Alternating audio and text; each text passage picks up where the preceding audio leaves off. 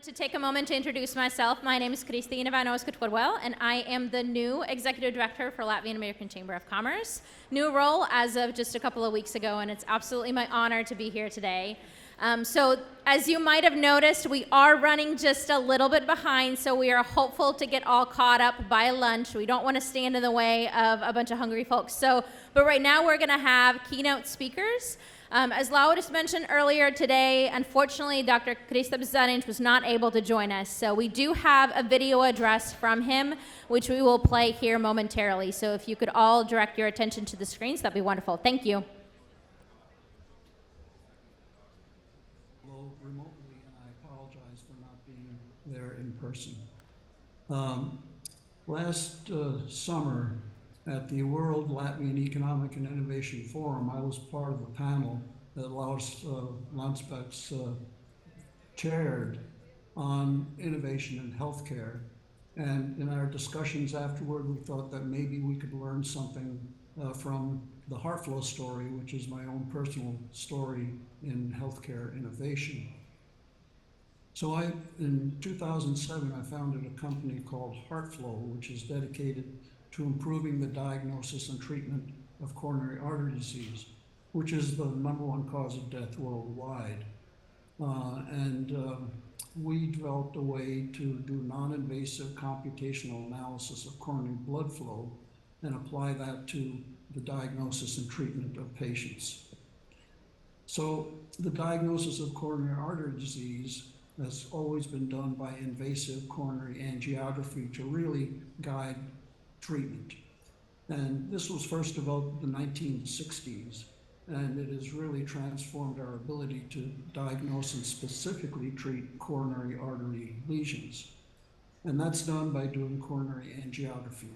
And here we have a picture of 2 coronary angiograms, and you can see the arrows point to narrowings or stenoses, and these are the causes of heart attacks. And if you look at these, and it may be a little hard to really see, but the issue is which one of these is really obstructing blood flow. Because as you can imagine, if a narrowing or a stenosis of the coronary artery does not obstruct blood flow, well then putting in a stent to open up that coronary artery really won't help, because it won't increase the blood flow because it's not impaired at all. So now for the last 20 years, we have an ability to figure that out. And this is done in the catheterization laboratory with a procedure called fractional flow reserve measurement. And it's done by putting a very fine wire across the lesion. And you can see in that cartoon the stenosis or the plaque, which is narrowing the lumen.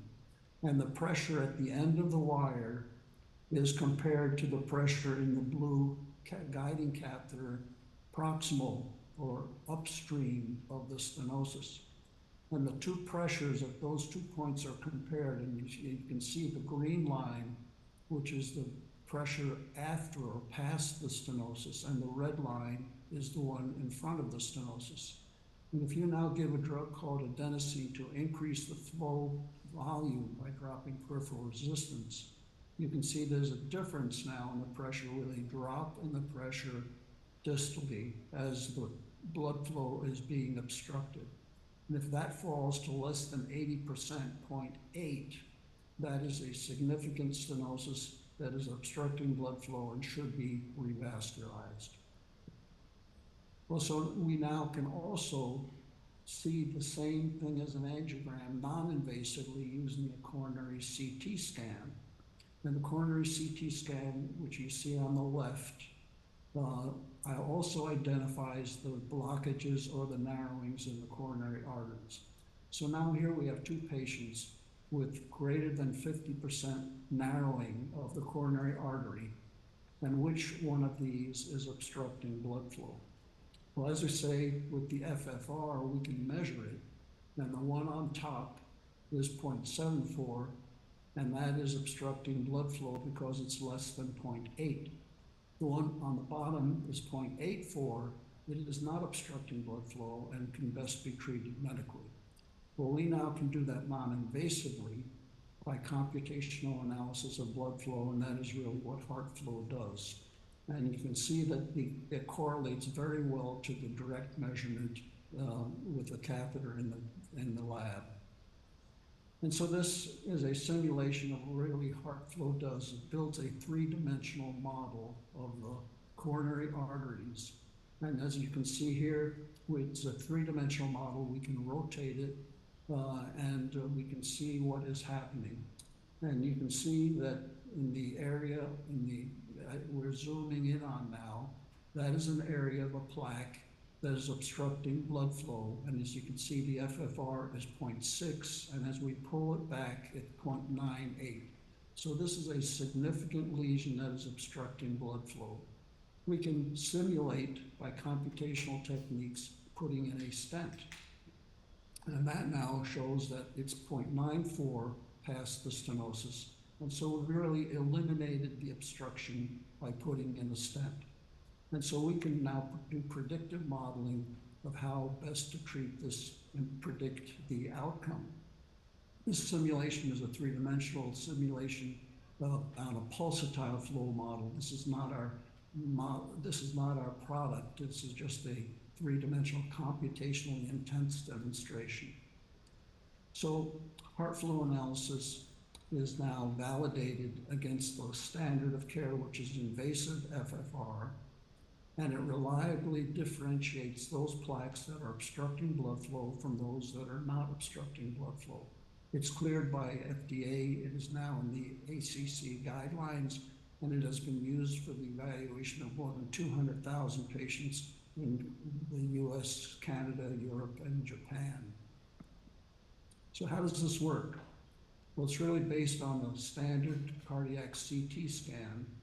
That data set is uploaded to Amazon Web Services and downloaded to our computers.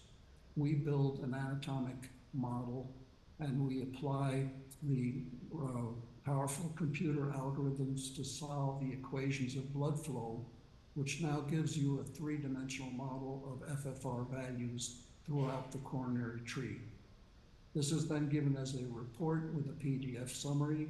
It's delivered to the computers, to your iPhone, to the pad, to iPad, or to a standard computer screen, and the doctors can manipulate the model, rotate it, click on any point in the coronary tree, and get the FFR value.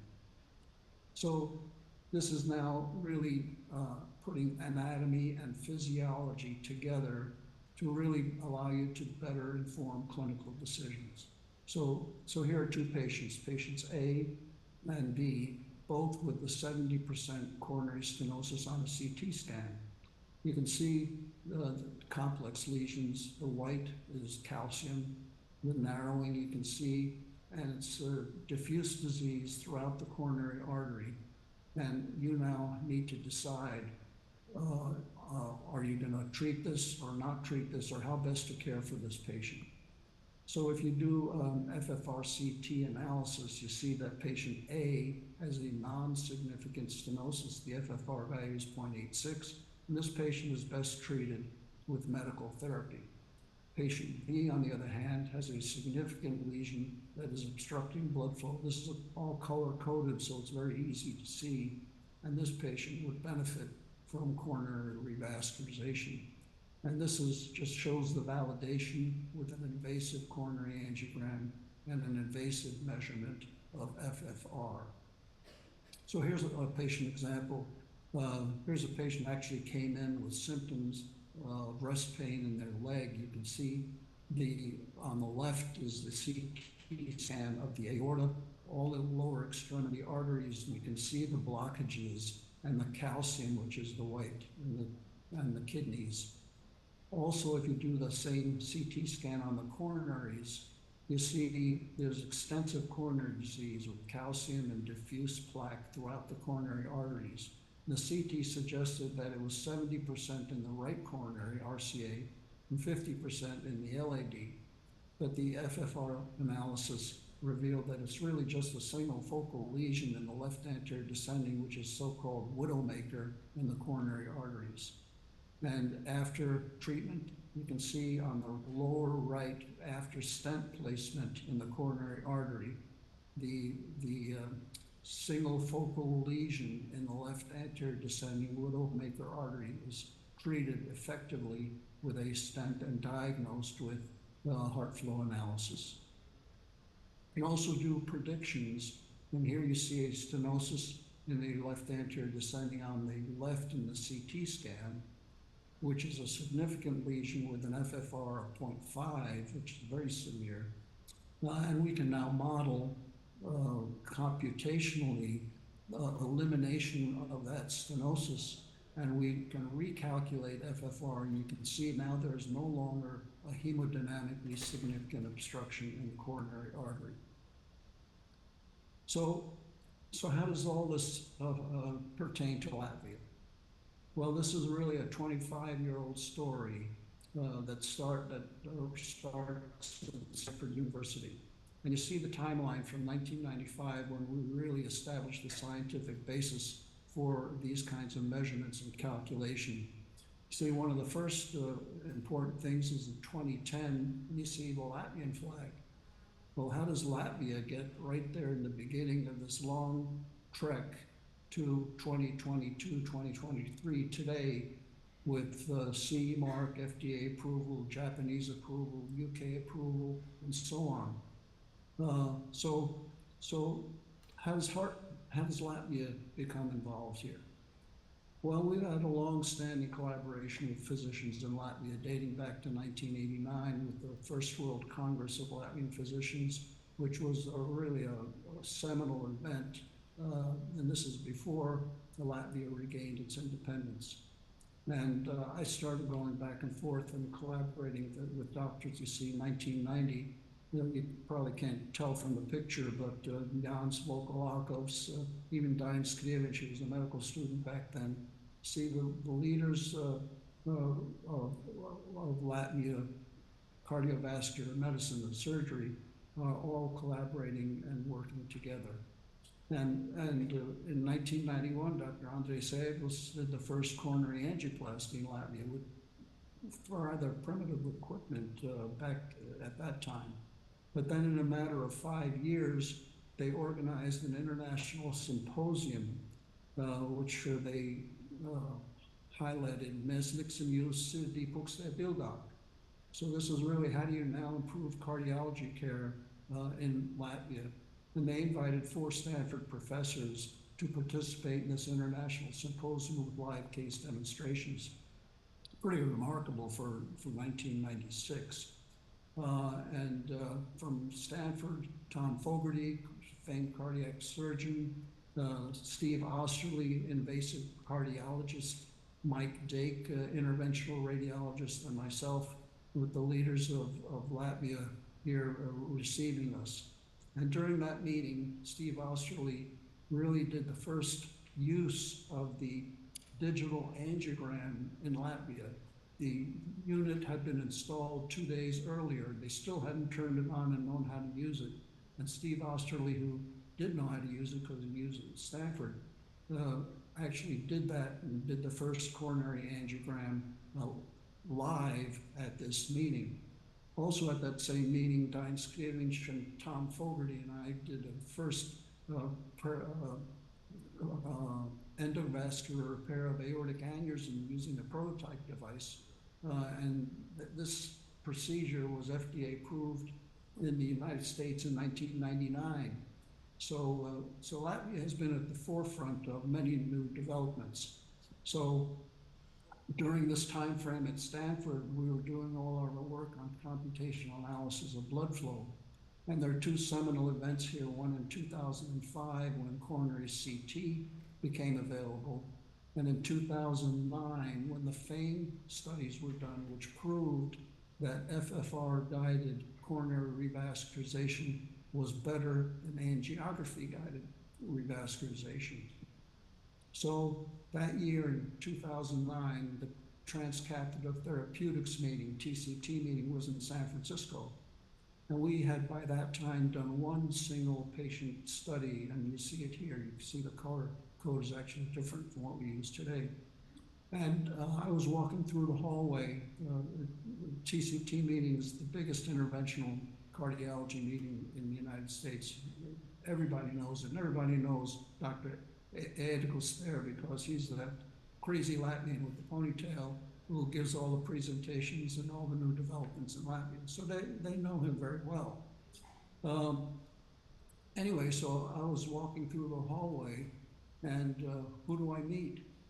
Dr. Edgles. He was on his way to give a lecture, and we had been trying to validate our technique of computed FFR for a while. I've been trying to do this at Stanford to get through the committees at Stanford to get things approved. It's a long and involved process, and for 9 months we hadn't been able to get a single validation study.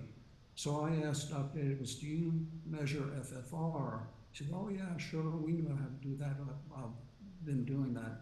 So I said, well, could you compare this? He said, sure, just come to Riga, Latvia, and we'll get it done. So 1 month later, Charlie Taylor and we're the two founders of HeartFlow. He's an engineer, computational scientist. We're there, and Dr. Edgles had this patient on the catheterization table, 62-year-old man with classic symptoms of coronary artery disease, angina, pain. And he had, as you can see, this narrowing in the left anterior descending widowmaker artery. Dr. Edgles put the pressure wire across, and you can see it's hard to see, but that arrow points to the precise location of the pressure measurement. The measurement was 0.92. And of course, 0.8 is the determinant of whether it's significant or not, whether it's obstructing blood flow. He kind of, we were in the control room watching, and he kind of sheepishly looked over and said, that can't be right. And so we got to remeasure it. We rebalanced the transducers, got a new pressure wire, did everything all, measured it again, it was 0.93. Still didn't believe that this possibly could be over 0.8. And measured the third time, it was again 0.93. And then I pulled out of my pocket the report that we had generated with our HeartFlow, and it was 0.93. And it was an amazing experience because we were as surprised as Dr. Edgles was, because we had no idea whether this actually worked because it had never been tested in humans. We went on with doing 20 more patients, and this very first in-human experience was presented at the European Society of Cardiology in Stockholm, Sweden in August of 2010. It was a remarkable presentation, and here's Sandra Jäger giving that presentation. And the reason Dr. Edgles didn't give the presentation was because he was doing a live case demonstration at this, the world's largest meeting, the European Society of Cardiology. And people were amazed and perplexed. How could this be possible? How could this be done? This is important because this was the proof of concept that our technique, our way of measuring FFR actually worked. And because we had proof of concept, we were able to get funding. And before that, we had no real funding. So we got funding, and that allowed us to do 3 prospective controlled clinical trials of more than 600 patients and 1,000 correlations. And this then allowed us to get FDA clearance for FFRCT in 2014. But Dr. Edgles, well, he sees things ahead in the future. He already predicted that this would be a paradigm shift in the way we treat cardiac disease. Already in 2012, he published an article in OSTS about this, but it took a long while for others to come to this realization. So back to this nice line, which seems to suggest that it's a straight line, kind of inevitable progression from one thing to the other, although it took a long time, as you can see. And it looked like, well, it's just one step after another, and we'll finally get there. But the actual pathway looks more like this. We had the scientific validity early in intellectual property and patents, but then we had to really, and had FDA approval, but we had to really get a strategy how to really deliver this precisely, reproducibility, because this is like a manufacturing process of one step after another, and it has to be repeatable, it has to be reliable, and work every single time in the clinical area. So when we finally got the product to where it works as intended and had FDA approval, we thought, gee, we're good. But then the next step was to get regulatory clearance elsewhere. And really the big gulf is complex payment systems, different healthcare systems, different hospitals have different ways, and there's no reimbursement. So each one of these chasms that you see here are a potential source of failure, because what happens is you run out of money. To be able to fund these gaps till all of the kinks are worked out of the process is absolutely critical.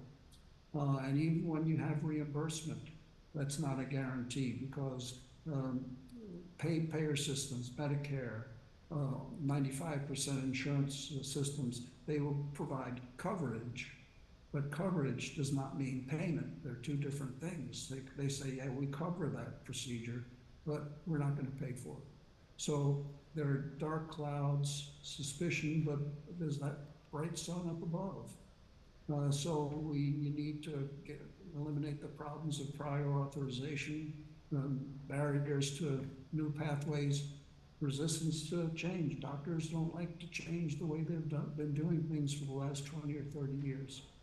And now we have guideline recommendations that suggest that the pathway of coronary CT and FFRCT should be the frontline pathway for patients with suspected coronary disease. So a long saga, a long story. And so what can we take away perhaps from this pathway of innovation in healthcare? Well, innovation is certainly much needed, challenging, and it's rewarding if it effectively improves patient care. So what you have to do is to really understand what is the unmet clinical need. What are the ways that we can do better? And if you come up with a new idea, an application of a new technology, better use of existing technologies, you need to identify how that might work. You have to get intellectual property protection. And Latvia was certainly a leader in healthcare innovation and has been at the forefront of developing and testing and applying new strategies. Remember, safety and efficacy is paramount. You may have something that's really good, but if it's not safe and it actually doesn't improve patient outcomes, it really is worthless. And you need to have proof of concept early, first-in-man studies, because if you don't have proof of concept in humans, then it's very hard to get funding for your project. Latvia is a very favorable environment for early clinical trials. I've referred many companies to Latvia to do clinical trials because the patient population is there, the physicians are ready and willing to work on new ideas. And this is a very fertile ground for development of new medical technology. And of course, you need large-scale controlled trials. And again, Latvia is very well poised to participate in large-scale trials. And you need to demonstrate economic as well as clinical benefit for your strategy or technique. And overall, the process is slow, requires hard work, perseverance. Don't get discouraged.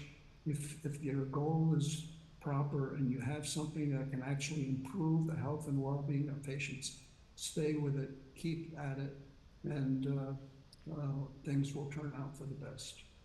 Thank you for your attention.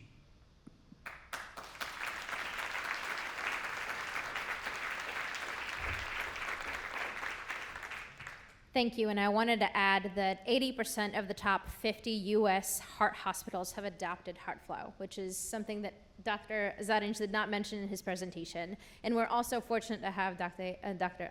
Andres Ergles here with us today. I wanted to take a moment and just introduce Alex Saltonstall. He is the CEO of Printful, and we are honored to have him here deliver our second keynote. And so we are looking forward to his presentation.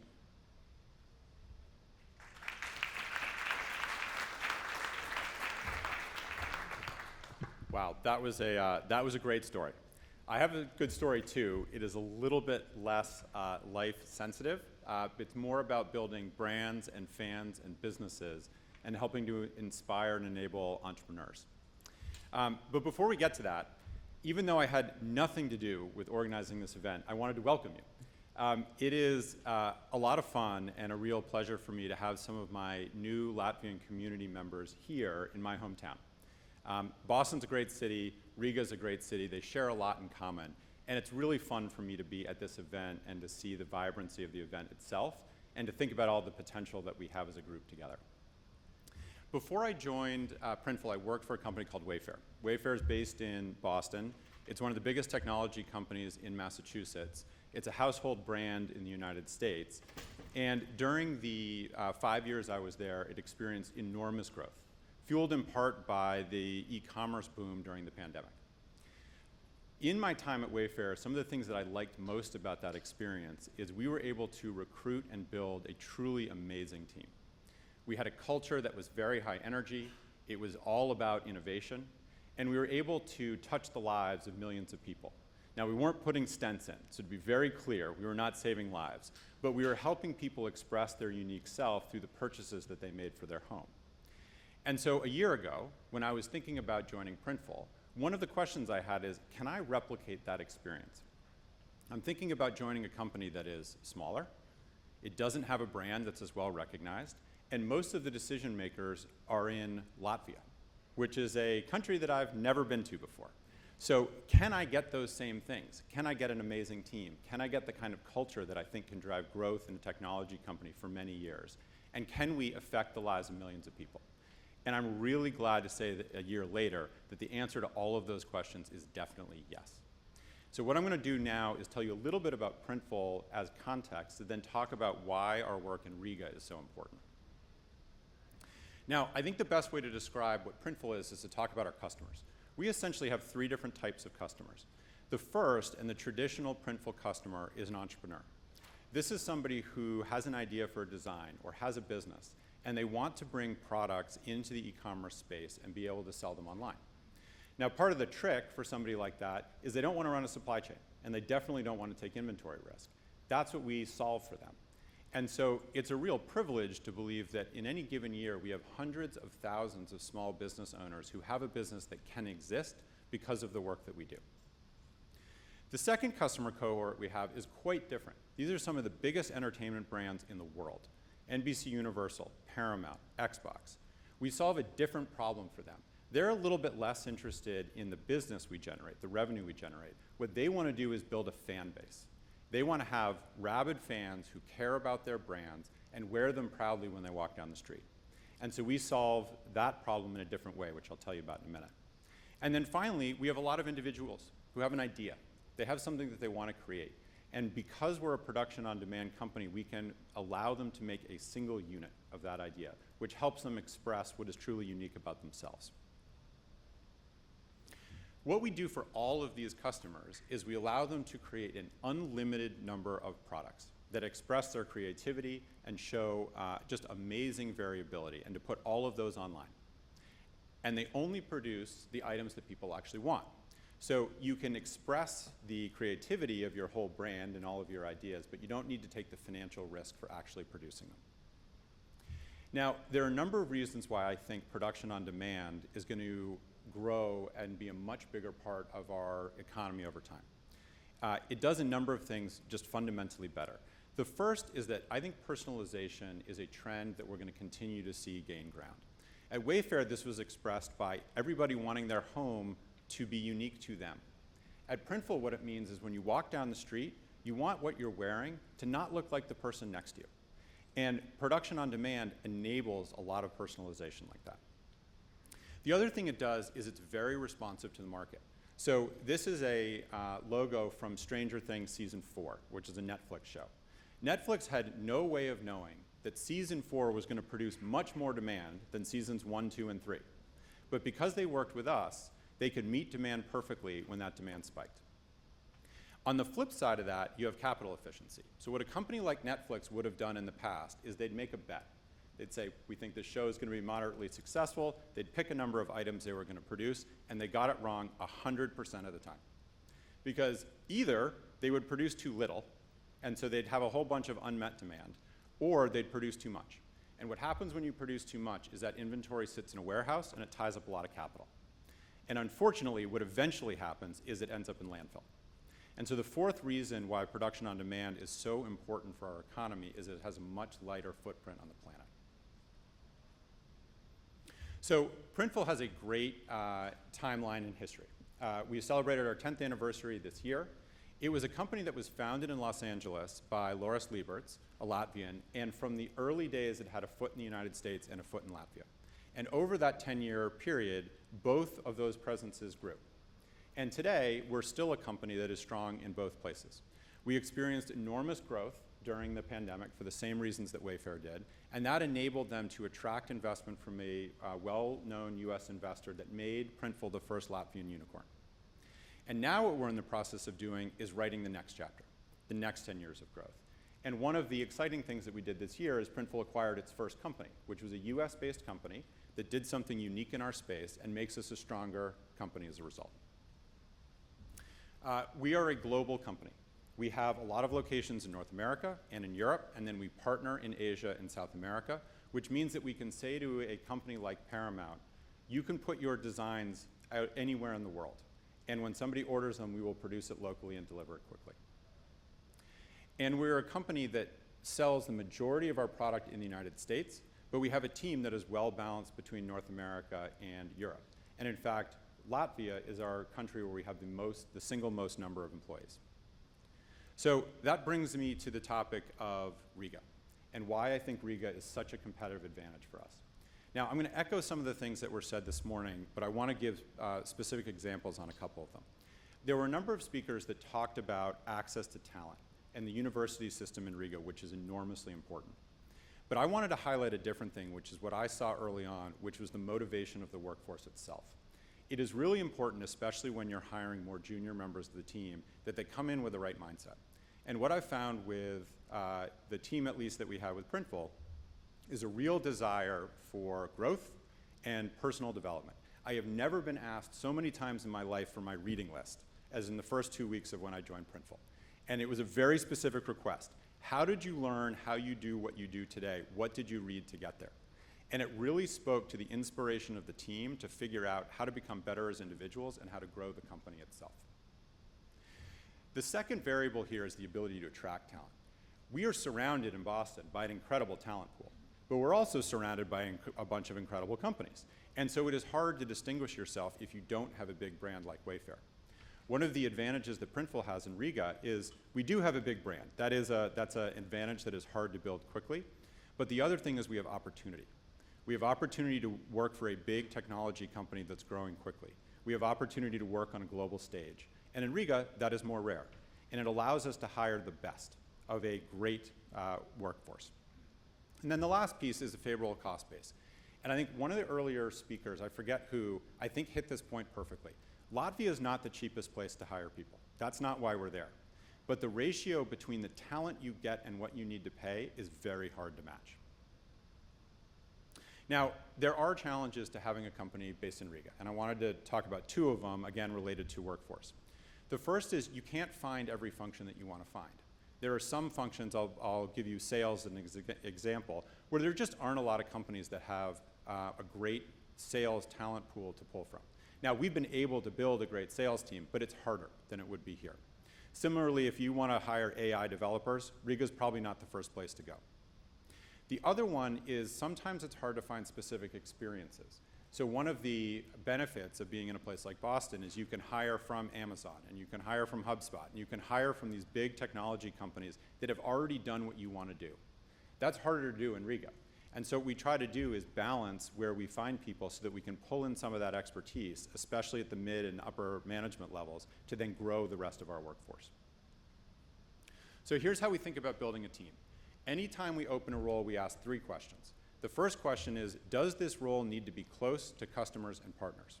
Sales, partnerships, production. Those generally go to be in country, so that often means the United States. The next question is, can we find that skill set in Riga? And if we can, we will hire it there.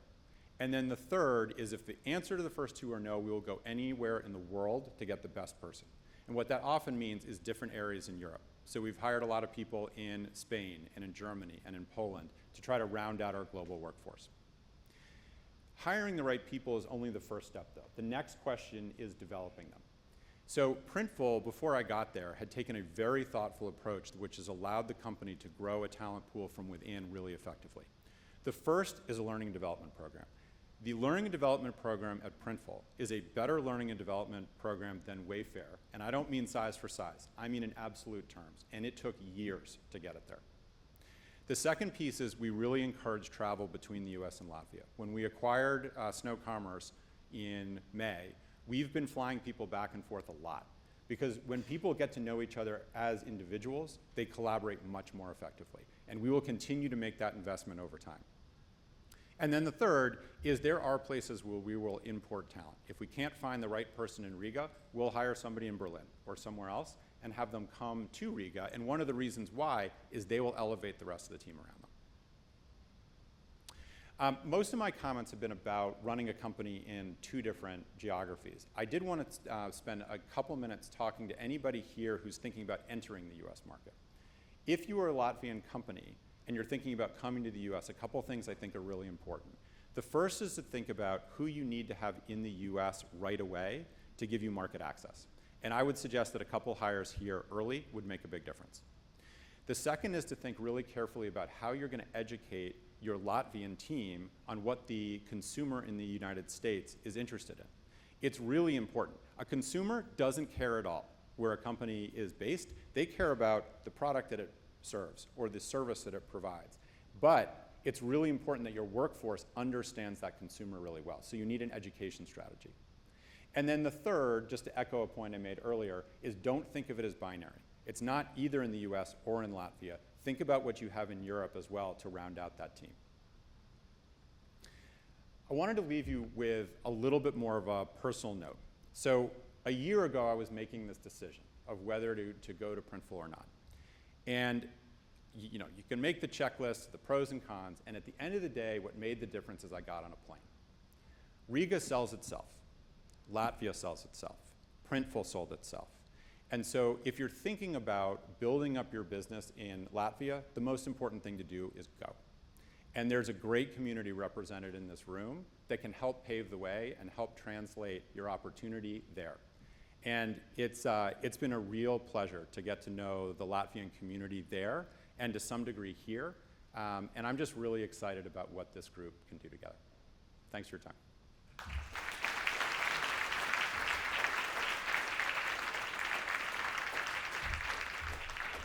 Thank you so much. With that, it concludes our keynote. So in order to get back on track, we are going to have a buffet-style lunch out in the main area. You are welcome to make a plate, come back in here, and we will resume our sessions at 2 o'clock.